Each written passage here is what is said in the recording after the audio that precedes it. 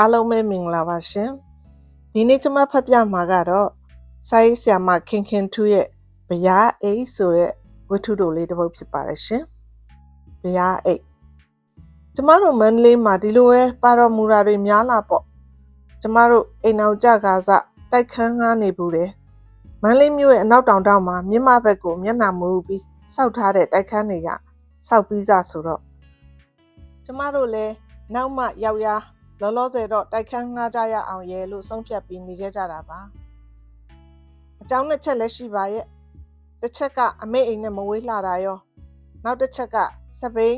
ဆိုင်ကယ်မစီးတတ်တဲ့ကျမအိမ်သားဆရာနေအဖို့ရရောစဉ်းစားရလို့ပါအမေအိမ်နဲ့တိုက်ခန်းတွေက6ဖာလုံလောက်ဝေးလို့သွားကျင်တဲ့အခါနေနေညညသွားနိုင်တယ်ဆရာနေအဖို့ရဆိုတာကမြို့ထဲမှာသွားကျင်ပြီဆိုရင်တိုက်ခန်းရှိတာယိုးပေါ်ကိုတက်တောင်ဘက်ထိပ်ကားကိတ်ကထွက်လာတဲ့လိုင်းကားကိုစောင့်စည်းနိုင်တယ်။ကျမကကျောင်းဆရာမဘဝရှိသေးတာဆိုတော့နေ့စဉ်မနေ့ဖက်ကျောင်းသွားတော့လဲစပိန်နဲ့ဈေးသွားခြင်းတော့လဲစပိန်နဲ့ဘာလေးလိုတဲ့ဟဲ့ညာလေးလိုတဲ့ဟဲ့ဆိုတော့လဲစပိန်နဲ့ဆိုတော့အဆင်ပြေတယ်။ဒီလိုနဲ့တိုက်ခန်းငှားနေပြစ်တယ်ပြောပါတော့ဒီလိုလူနေတိုက်ခန်းနေမှုချင်းထားသလိုပေါ်လာတာကလည်းအကြောင်းရှိတယ်။ဒီရက်ကွက်တစ်ဝိုက်ပြန့်ကျဲနေတဲ့ကျူးကျော်တဲတွေကိုဖျက်သိမ်းပြီးတဲပေါ်ကတိုက်ပေါ်တင်မဲဆိုတဲ့ဆောင်းပုံးနဲ့ပေါ်လာတာပါနေချင်းညချင်းဆိုသလိုတဲလေးတွေဖြက်စောက်ထားတဲ့တိုက်ခန်းတွေပေါ်နေခွင့်စလစ်စာရွက်တထွားတညုံနဲ့ရောက်လာကြသူတွေများတယ်ဒီတော့ဒီနာတစ်ဝိုက်ဖြစ်သလိုတဲထိုးနေခဲ့ကြသူတွေဖို့ရာလူစုလူလုံးမကွဲကြတော့ပဲချက်ချင်းကြီးနတ်မလိုက်သလိုတိုက်ပေါ်ရောက်ကြရတာဆိုတော့ရွာလုံးကျွတ်တိုက်ခန်းတွေပေါ်အထွေးလိုက်ကြီးရောက်နေကြသလိုပဲသူတို့လည်းအံ့ဩကြလို့တခြားတိုက်တွေအကြောင်းတော့ကျွန်မမပြောတတ်ဘူးကျမတို့ငှားနေကြတဲ့တိုက်ကလူတွေကမန္တလေးကိုအကြောင်းမျိုးမျိုးနဲ့ရောက်လာကြသူတွေပါကနဦးရောက်နှင်းကြသူတွေကနည်းနည်းလေးအိုးသားအိမ်သားကြပြီဆိုတာနဲ့ရွာကလူတွေကိုခေါ်ကြတယ်လာခဲ့ကြပေါ့ဒီလိုနဲ့တယောက်ချိတ်မိကြရာကတနေရာထဲမှာစုနေကြသူတွေဆိုတော့တရွာတွေကလူတွေကြီးဖြစ်နေတယ်ငင်းချန်လားတောင်သားလားမမှတ်မိတော့ပါဘူးအဲ့ဒီဘက်နယ်ကတောသူတောင်သားတွေများတယ်ပြောပါတော့သဘောကောင်းကြတယ်မန္တလေးလိုမြို့ကြီးကိုရောက်လာကြသူတွေပဲသိတောသူတောင်သားများတဘာဝစကားပြောရင်ကြဲကြဲလောင်လောင်ပြောတတ်ကြတယ်ရင်ထဲရှိတာဘိုးဘိုးပေါက်ပြောတာများတစ်ဖက်သားမခံချင်ရင်လည်းမတတ်နိုင်ဘူးဆိုတာမျိုးမှာကြုံသလိုကြသလိုလှုပ်ရှားမယ်ဆိုတဲ့စိတ်နဲ့ရောက်လာကြသူတွေဆိုတော့ပတ်စံနဲ့ပါပါလက်တွင်းဆုံးမိရင်ပျော်နေကြတော့တာတောတန်တောဟန်နေမပြောက်ကြသေးဘူးကျုပ်တို့ရွာမှာမိုးလင်းရင်ပတ်ဆက်မြင်ရတာမဟုတ်ဘူးဆရာမနဲ့မန်းလေးမှာကျုပ်ယောက်ျားစိုက်ကားနင်းလို့ဖောက်လို့လက်ထဲပတ်ဆက်ကားရတာကျုပ်ယောက်ျားကစိုက်ကားပေါင်နင်းတာနာမည်ကဘသူတဲ့လဲကျုပ်နာမည်လားကျုပ်ယောက်ျားနာမည်လားနှစ်ယောက်စလုံးပေါ့ကျုပ်ကဖွာဆုံးတဲ့ကျုပ်ယောက်ျားကကြံကောင်းနာမည်တွေကစမ်းတယ်နော်ဆန်းဆိုဆရာမနဲ့ကျုပ်အမေကကလေးကြီး9ယောက်မွေးခဲ့တာမှာကျုပ်ကငကြဲအိမ်ရွှတ်ပိတ်ထွေးစုံကျုပ်မွေးတဲ့အထိသားသမီးတွေဖွာသမျှစုံလင်းလင်းအဖတ်တင်လို့ကျုပ်ကိုဖွာဆုံးလို့မှဲ့တာကျုပ်ယောက်ျားကြတော့သူ့မအေကအရင်မွေးတဲ့ကလေးတွေတယောက်မှအဖတ်မတင်ဘူးဒီတစ်ခါကလေးတော့ကောက်ကြံရော့ဆိုပြီးကြံကောင်းလို့မှဲ့တာသူတို့မှအဲ့ဒါလို့အညာလေးရွာလေးထူးထူးဆန်းဆန်းစကားတွေလည်းရှိတတ်ရဲ့ကျမတို့ငှားနေတဲ့တိုက်တန်းရအပါဝင်စောက်ထားတဲ့တိုက်တွေကမြစ်တာရိုးချေအနှိမ့်ထဲမှာစောက်ထားတာဆိုတော့အောက်နှစ်ထက်ကတာရိုးကြီးပိတ်နေသလိုဖြစ်နေတယ်အပေါ်နှစ်ထက်ကမြစ်လေရတာရောမြင်ကွင်းကောင်းတာရောဆိုတော့ကျမတို့ကအပေါ်ဆုံးတက်မှာငှားနေကြတာပါတိုက်က10ခန်းတွဲ4တက်ဆိုတော့အခန်း40အိမ်တော်စု40ပေါ့ဒီဗျာအိတ်40ထဲမှာတက္ကသိုလ်ဆရာလင်မယားရှေ့နေလင်မယားဇမင်းသားမိသားစုနဲ့ကျမတို့စာရေးဆရာလင်မယားတို့လောက်သာသူစိမ့်ပါတယ်ပြောပါတော့ကျန်တာသူတို့ရွာတွေကလူတွေကြီးပဲရွာတွေကဆိုပေသည့်ကျေးရွာချင်းနီးလို့ဆွေမျိုးနီးဆက်တော်ကြလို့ရောက်လာကြသူတွေလည်းရှိတာပါပဲရွာမှာမပြေလဲကြတော့ရောက်နေသူကခေါ်ရင်ရွာကပိုင်ဆိုင်တာလေးရောင်းချပြီးပြေးလာကြပုံပေါ်ပါတယ်မဖွားဆောင်ကဖေးရွာကတော့ကျမလည်းမြင်းညံသူပဲမြင်းညံရောက်ဖူးပါကျုပ်တို့ကတောင်းသားအနောက်ထဲကြမှာပေါ့ ရွာနာမည်ကတဲတော်ကုန်းနဲ့ကျုပ်တို့မိဘများပြောတာလောက်တော့ရှေးကဘယ်ဘရင်ဆိုလားတိုင်းခန်းလှည့်ရင်ကျုပ်တို့ရွာနာရောက်တော့တဲနန်းကြီးထိုးနေတာအဲ့ဒါနဲ့တဲတော်ကုန်းဖြစ်ရတာဘယ်ဘရင်နဲ့တော့မဖွားဆုံရဲ့မပြောတတ်ပေါ့ဆရာမရဲ့ဘရင်တွေကလည်းဘဒူအောင်မီးတိုက်သလိုအများသားကျုပ်တို့အခန်းဘေးကမဲညိုမတို့ကကျုပ်တို့ရွာရဲ့အနောက်ကရွာနာမည်ကတကောင်းကွဲရှင်ဘရင်ရေတကောင်းကြကွဲလို့တဲ့ကျုပ်တို့မြောင်နာရွာကြတော့ထီးကျက်တော်တဲ့ထီးကျက်တော်ဆိုတာလဲဘရင်ထီးလို့ပြောတာပဲမဖွားဆုံကကျမတို့အောက်ထက်ကတခန်းခန်းမှာနေသူပါဘယ်ခန်းရယ်လို့ပြောဖို့တော့ခက်တယ်ကျမဘယ်ခန်းမှာစုံအောင်မရောက်ဘူးတာလည်းပါပါတယ်အိမ်သူမိန်းမသားတွေဆိုရင်လဲသူတို့နဲ့တူနေရပြီဆိုတော့နာမည်နဲ့လူတွဲမိအောင်မျက်နှာပေါက်မှတ်ထားရတာများတယ်အသားညိုညိုစကားပြောမြန်မြန်အင်းကြီးရင်ပုံကျက်သီးတက်တွေနဲ့ကြည့်ကိုမဖွားဆုံကရက်ကန်းခတ်တတ်တဲ့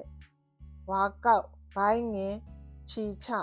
ရက်ကန်းတန်စင်တတ်တဲ့အနှိမ့်အနှင်းလိုတော့လဲခေါ်ပေါ့တဲ့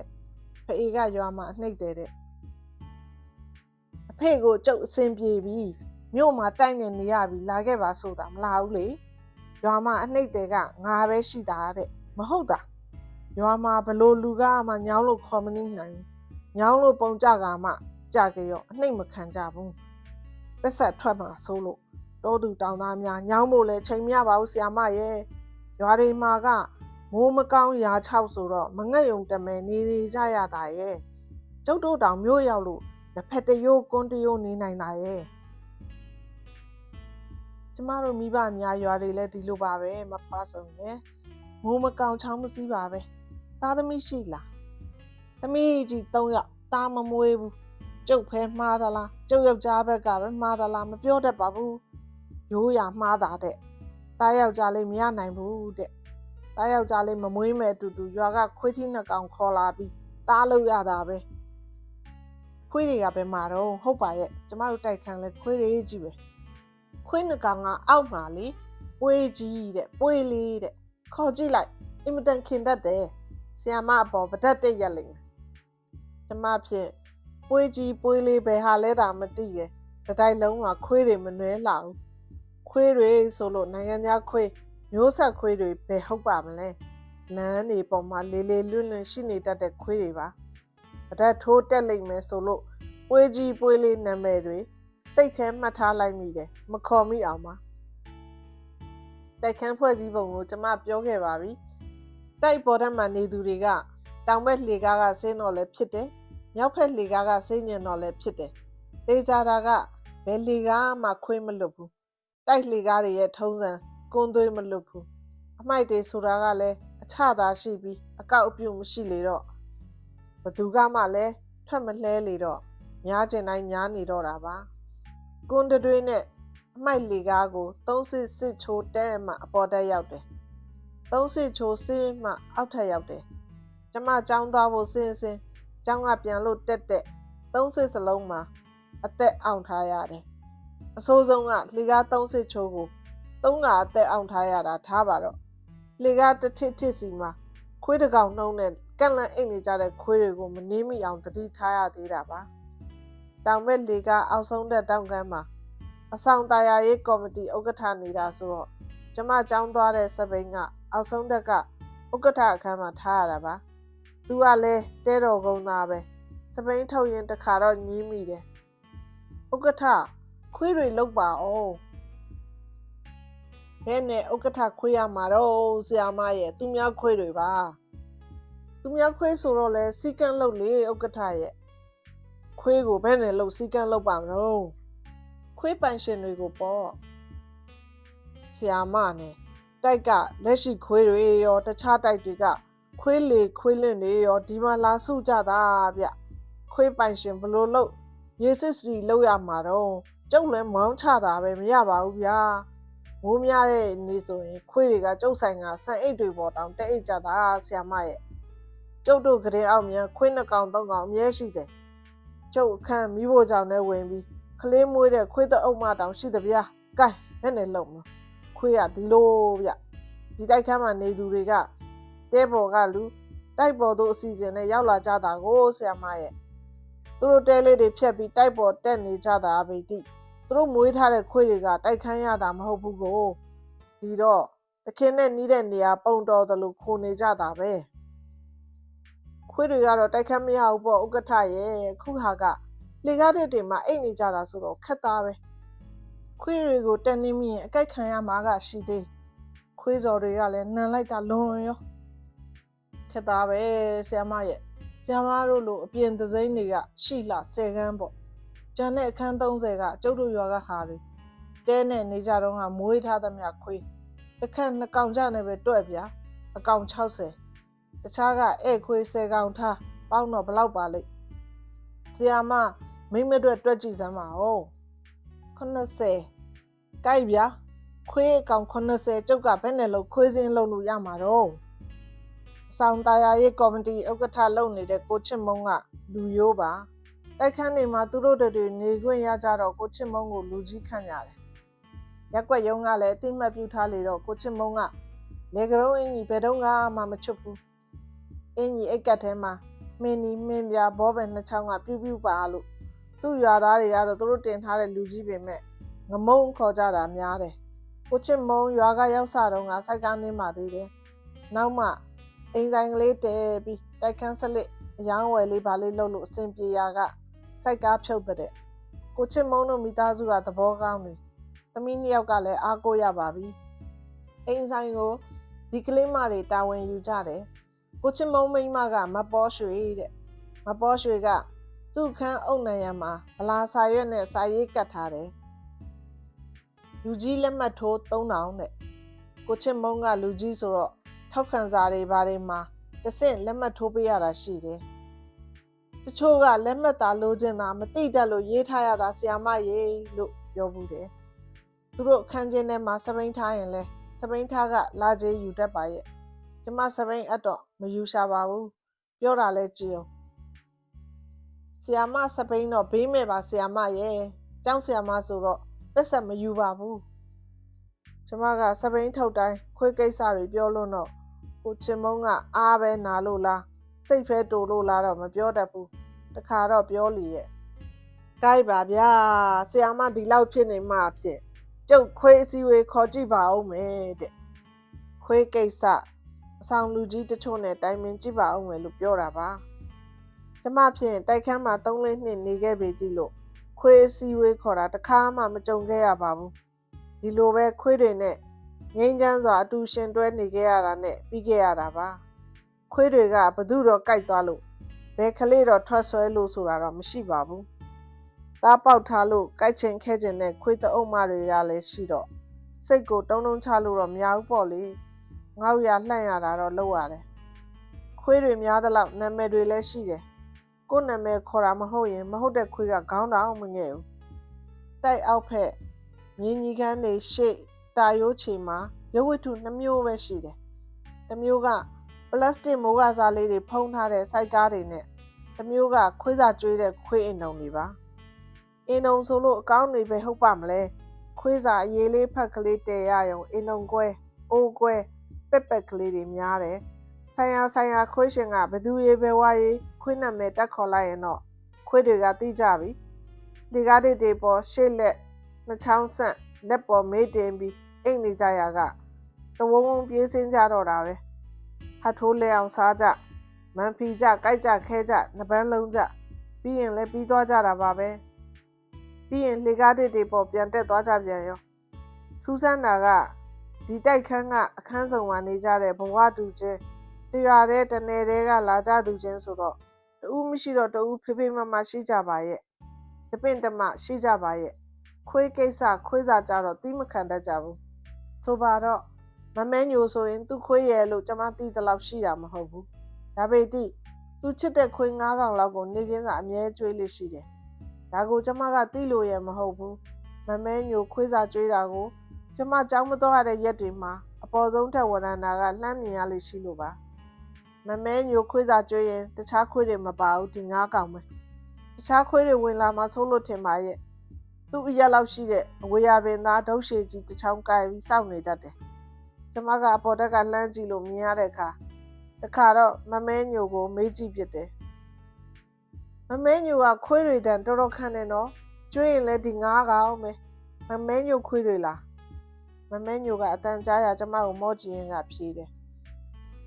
ဘယ်ကကျုပ်ခွေးတွေရောက်မှာတော့ခွေးတော့ရှိခဲ့ဘူးပါရဲ့ကားတိုက်လို့သေပြီး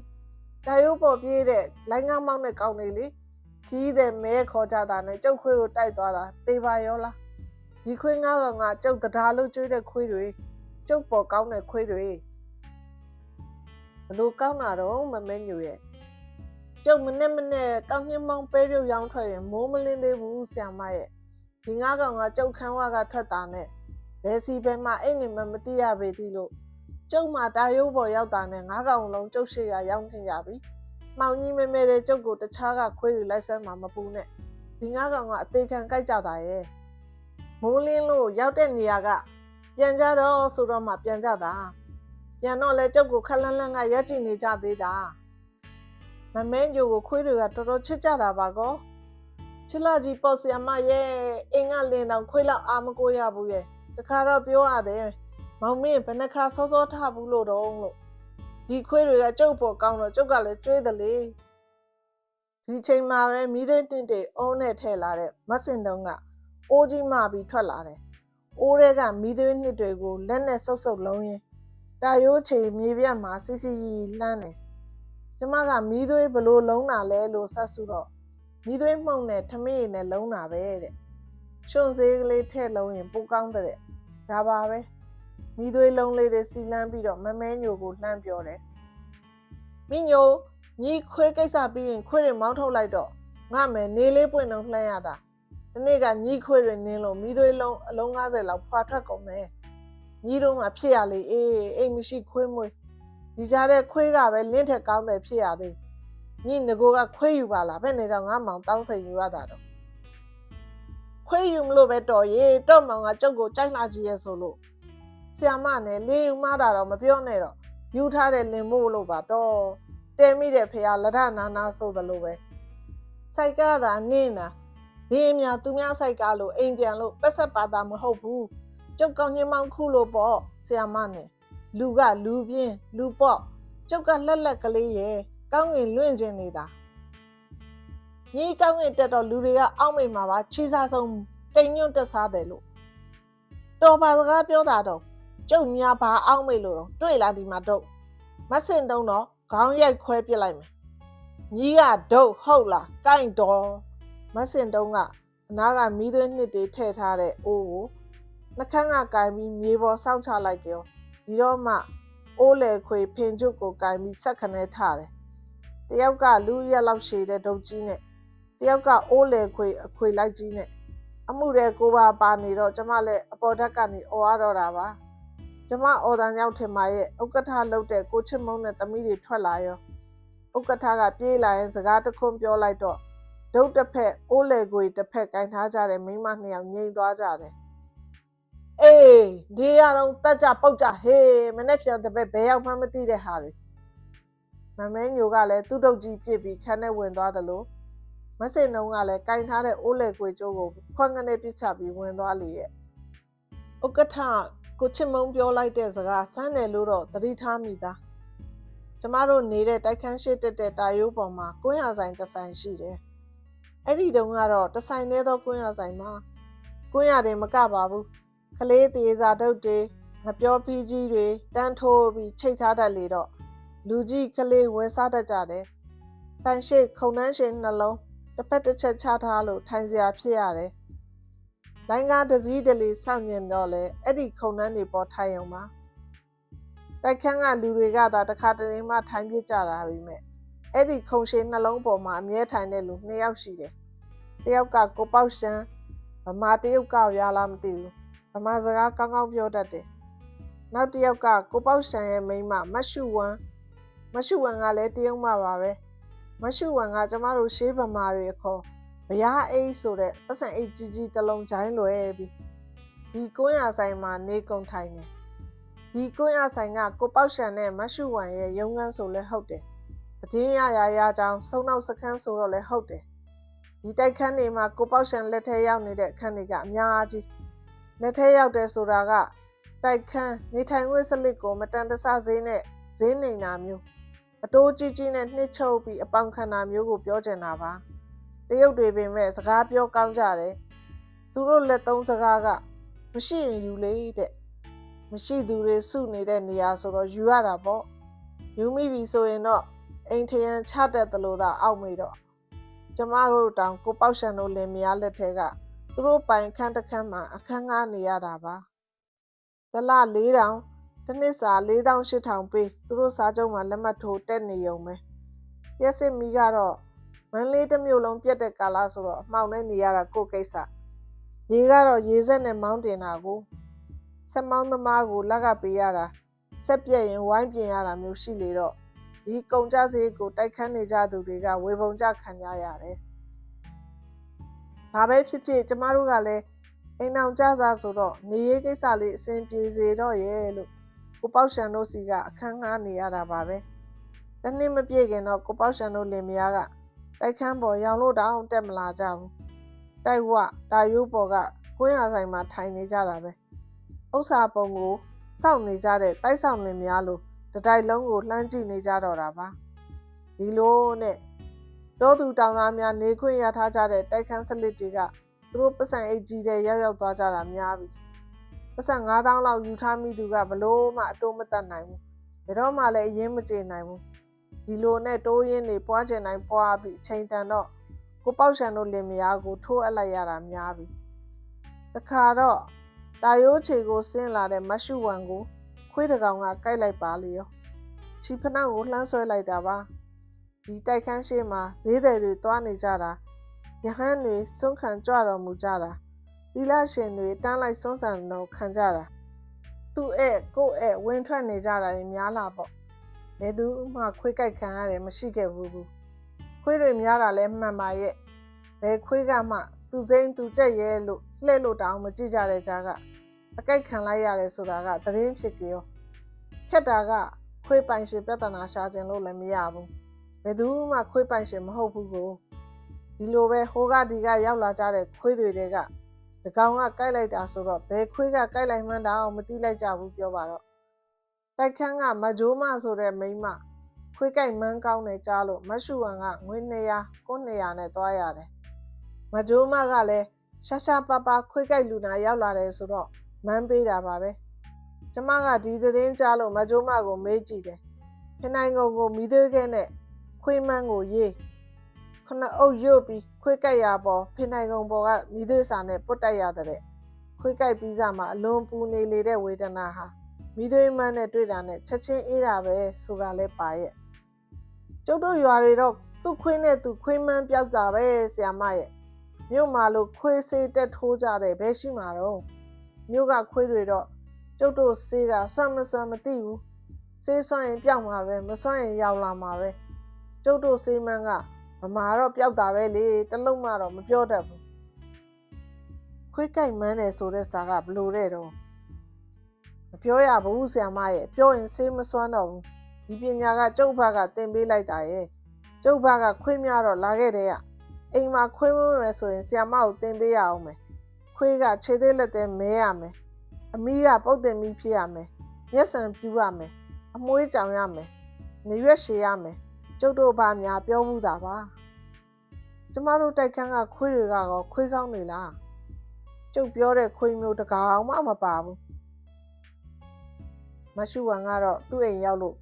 အင်္ဂလိပ်စေးကူမကူတော့မပြောတတ်ဘူးတပတ်လောက်လူပြောက်သွားရကကွင်းရဆိုင်ခုံနှန်းရှည်ပေါ်ပြန်ထိုင်တာပါပဲမဂျိုးမဆေးကဆွမ်းလို့တဲ့အဲ့ဒီကလေးကမရှုဝံလဲခွေးတွေတယုံယုံထနေတဲ့ကျမတို့တိုက်ချေကိုတိတ်မကက်ရဲတော့ဘူးမရှုဝံကတိုက်ချေမကက်ပေသည့်တိုက်ခန်းစလစ်တွေကတော့မရှုဝံရဲ့ဗျာအိတ်ကြီးတဲ့တောကတ်ကြတာပါပဲ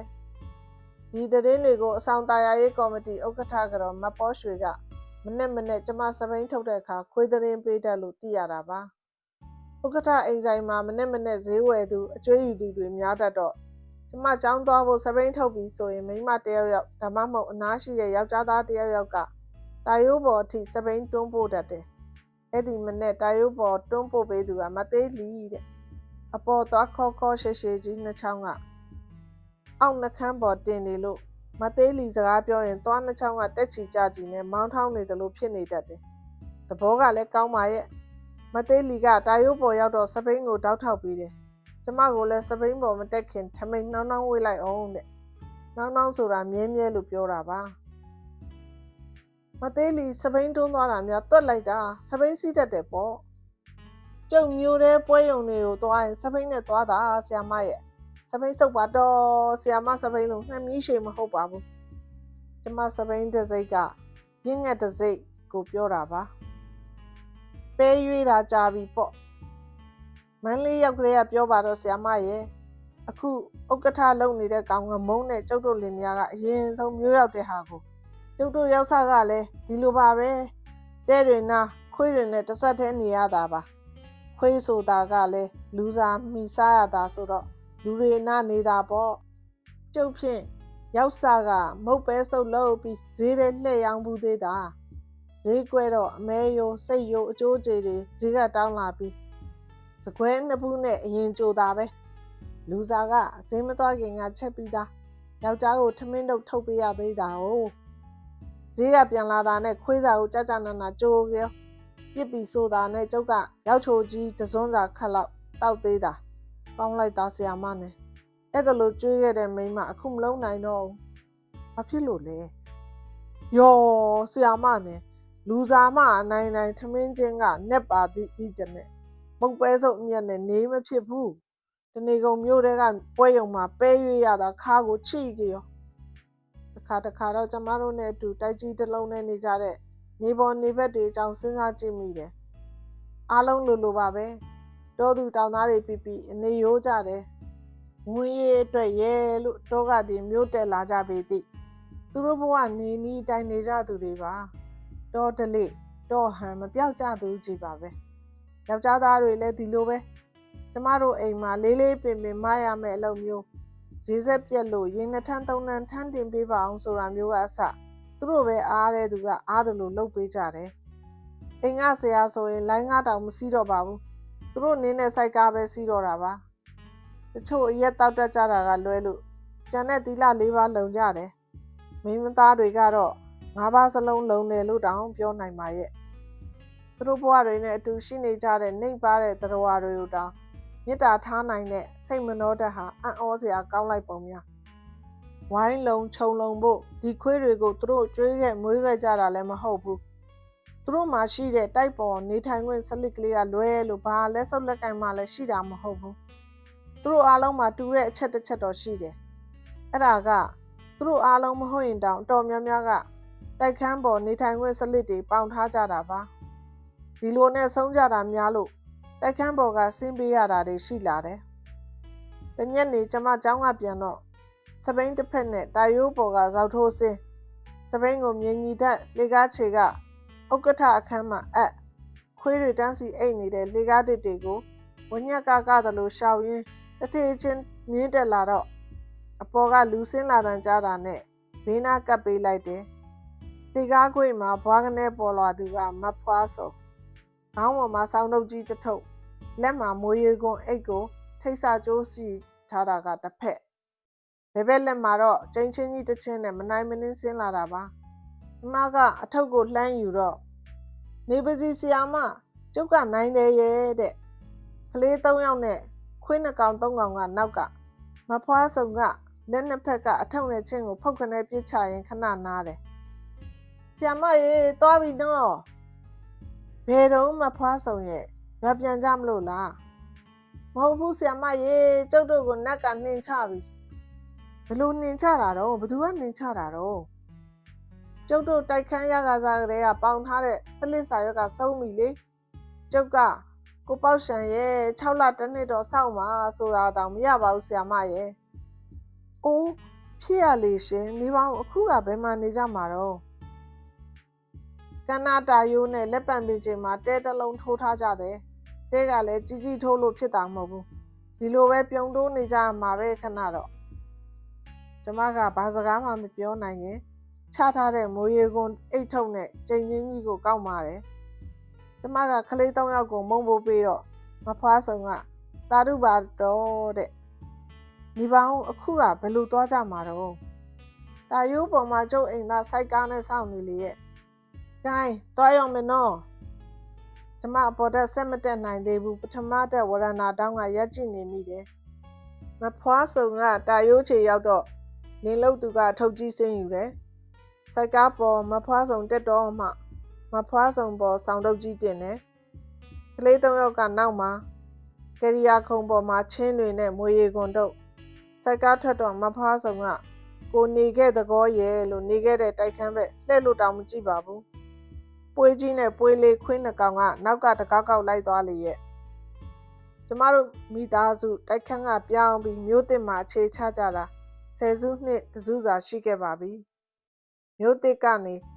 တပတ်တစ်ခါအမေအိမ်ကိုသွားတဲ့အခါမြို့ရဲဘက်ကအကြည့်သွားကြတာဆိုတော့တိုက်ခန်းတွေပဲမရောက်ဖြစ်တော့ပါဘူး။လူတစ်တွေရောက်နေကြပြီဆိုတာတော့ကြားပူပါရဲ့။ကြံတော့ကြံကြအောင်ပါပါဘသူတွေကြံလို့ဘသူတွေပြေးရှာကြပြီလဲလို့တော့မသိနိုင်ဘူးပေါ့လေ။တရက်သားကျမတို့သားမိနှစ်ယောက်အိမ်မှာလိုရာလေးဝယ်မယ်ရဲ့လို့ဈေးချိုကိုသွားပြစ်တယ်။ဈေးတော်ဝယ်ပြီးတော့ငချောက်ကလေးငပိကလေးဝယ်ခြင်းလို့ပုံယုံနှမ်းပဲကူးကြတယ်။ကျမကိုမိမတယောက်ကတို့လိုက်တယ်ထင်လို့လှည့်ကြည့်လိုက်တော့ကျမမြင်ဘူးတဲ့မျက်နှာလူများပါလေနည်းနည်းဝလာတာရဲ့ရွှေဆွဲကြိုးတွေရွှေလက်ကောက်တွေဝတ်ထားတာရဲ့ကလွဲရင်မျက်နှာကမမှတ်မိစရာမရှိပါဘူးမပေါ်ရွှေအခန်းနံရံမှာဘောပင်နဲ့လူကြီးလက်မှတ်ထိုး3000လို့ရေးတဲ့မပေါ်ရွှေလွန်ခဲ့တဲ့10နှစ်လောက်ကနေခဲ့ဘူးတဲ့တိုက်ခန်းမှာကျမတို့ကိုစောင့်ရှောက်ခဲ့ပါတယ်မပေါ်ရွှေဥက္ကဋ္ဌကိုချစ်မုန်းကတော်ကတောင်းတာဖြစ်နေလို့ဝင်းတာရတယ်မပေါ်ရွှေဈေးလာဝယ်တာလားသမီးတွေကမမိသားပဲကျုပ်ကဆရာမမမှတ်မိလောက်ဘူးထင်နေတာသမီးတွေလင်ရကြပြီကျုပ်ဖြင့်မြည်တောင်ချီရပေါ့မပေါ်ရွှေကလေမပြောင်းပါဘူးမပေါ်ရွှေကိုကြည့်တော့အိမ်ဆိုင်အတွက်ထင်ပါရဲ့ငချောင်းငချမ်းတွေဝယ်ထားတာမနှဲလာဘူးကုံစုံဆိုင်ကြီးဖြစ်ရောပေါ့လေဥက္ကဋ္ဌရောကိုချစ်မုန်းလားအခုလဲဥက္ကဋ္ဌပဲဆရာမရေသူကတက်လာတဲ့လူကြီးတွေနဲ့ပါတီကြတော့ဥက္ကဋ္ဌမြဲတယ်ကျုပ်ကလည်းပြောရတယ်မောင်မင်းတစ်သက်လုံးဥက္ကဋ္ဌသာလုပ်ပါဟဲ့လို့မပေါ်ရွှေနဲ့တွေ့တော့စကားတွေပြောပြပါရဲ့ကျမတို့နေတော့ကတဲပေါ်ကတိုက်ပေါ်တင်နေမရှိကြတော့ဘူးတဲ့တိုက်ပေါ်ကတဲပေါ်ပြန်ရောက်သွားကြပြီတဲ့တိုက်ခန်းစလစ်လေးတွေလက်ထဲဆုပ်ပြီးနေခဲ့ကြရာကရသလောက်နဲ့ရောင်းစားပေါင်စားမိကြလို့ဆင်းပေးကြရတာနဲ့အတိုးကြီးမတတ်နိုင်လို့မဖြစ်စလောက်ငွေနဲ့အပေါင်ဆုံးရတာနဲ့တိုက်ပေါ်ကဆင်းပေးကြရတာတွေမနှဲဘူးတဲ့ဒီလိုပဲဖြစ်မှာပေါ့လေမပေါ်ရွှေပြောပုံတော့တိုက်ခန်းငါးကတွေလည်းကျမတို့နေစားကလို့မရတော့ဘူးတဲ့တစ်လ3-4တောင်းဖြစ်ကုန်ကြတဲ့အကြောင်းတိုက်ခန်းအယောင်းဝယ်ကလည်းတစ်ခန်းကို360-80ဖြစ်ကုန်ကြတဲ့အကြောင်းတွေလည်းပါရဲ့တခါကတိုက်တန်းရပေါ်တယုံနေခဲ့ကြတဲ့တဲတော်ကုန်းတကောင်းကွဲထီးကျက်တော်ရွာတွေကရွာသူရွာသားတွေဘယ်များရောက်ကုန်ကြပါလိမ့်မပေါ်ရွှေကိုမေးကြည့်မိတယ်ကျုပ်တို့ရွာဘက်ကဟာတွေလားကိုရွာကိုမပြန်ကြတော့ဘူးဆရာမရဲ့ရွာပြန်ရင်ဒီတဲ့ငတ်မှာဆိုတော့ကြုံရတဲထိုးနေကြရုံပေါ့